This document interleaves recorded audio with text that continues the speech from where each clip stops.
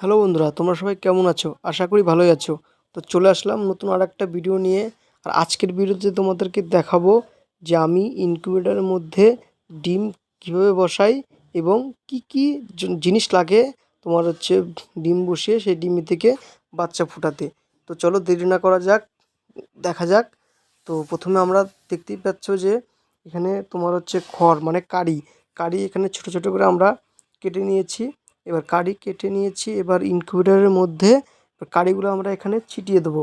কিসের জন্য ছিটিয়ে দেবো কারিগুলো? যাতে ডিমগুলো যাতে মানে বাচ্চা বেরোনোর পর বাচ্চাগুলো যাতে কারির মধ্যে ভালোভাবে থাকতে পারে, সেই জন্য আমরা চারিদিকে কারিগুলো ছিটিয়ে নেব। নিয়ে এখানে পাশে একটা পাটকাঠি বা যে কোনো একটা কিছু দিয়ে ওটা এখানে বর্ডারের মতো করে দেবো, যাতে এতটুকুর মধ্যে ডিমগুলোই থাকবে, তার বাইরে ডিমগুলো যাবে না। তো আমরা এখন এক এক করে ডিমগুলো এখানে সাজিয়ে দিচ্ছি একটা একটা করে, মানে লাইন বাই লাইন, যাতে আমার পরবর্তীতে এই ডিমগুলো রোলিং করতে হবে। মানে প্রত্যেক দিনে 3বার করে রোলিং করতে হবে। সেই জন্য আমি এই ডিমগুলোকে পরপর সাজিয়ে দিচ্ছি, যাতে আমার রোলিং করতে সুবিধা হয়, মানে বোঝা যায় যে কোন ডিমটা আমি রোলিং করেছি, কোন ডিমটা করিনি। তো সেই জন্য আমি এখন আস্তে আস্তে এক এক করে ডিমগুলোকে লাইন বাই লাইন রোলিং করে দিচ্ছি। এবার দেখতেই পাচ্ছ যে আমি এখানে রোলিং করছি।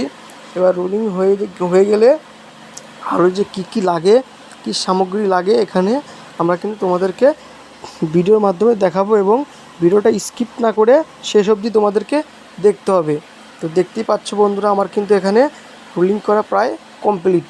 তো আমার কিন্তু এখানে রোলিং করা হয়েছে। এখন আমি কিন্তু একটা পাত্রের মধ্যে বা যে কোনো একটা ফাঁকা কৌটার মধ্যে এখানে জল নিয়ে আসবো। জল নিয়ে এসে পাশে যে লাইটটা দেখতে পাচ্ছ, এই লাইটটার পাশে কিন্তু আমি জলটা বসিয়ে দেবো।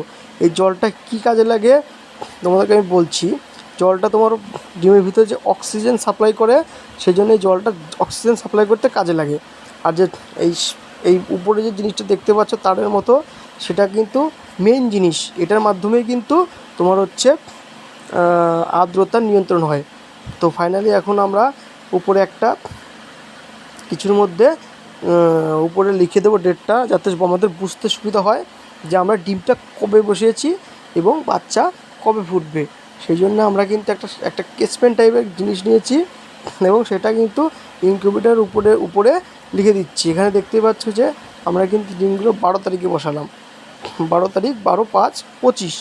সেই হিসাবে আমাদের বাচ্চা ঠিক 19 দিন পর বাচ্চা বেরিয়ে যাবে। 21 দিনের দিন আমাদের কিন্তু কোর্সটা কমপ্লিট।